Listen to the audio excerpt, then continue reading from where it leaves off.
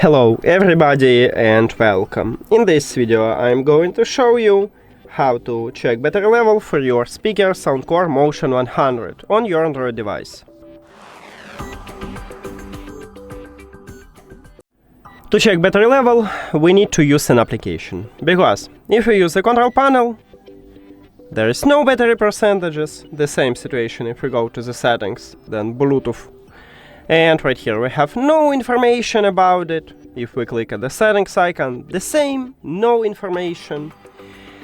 So, as I said, we need to use SOUNDCORE application. Open this app, and so you will see this menu. Right here we have this icon, battery icon. Here's 5 sections. Right now I have 3, so 20% is each section. Right now I have 60%. You can also tap at your speaker, and right here you also have this logo. There is no battery level, and that's it. Thank you for watching this video. If you found it helpful, please consider subscribing to channel and leave the like on the video. See you later!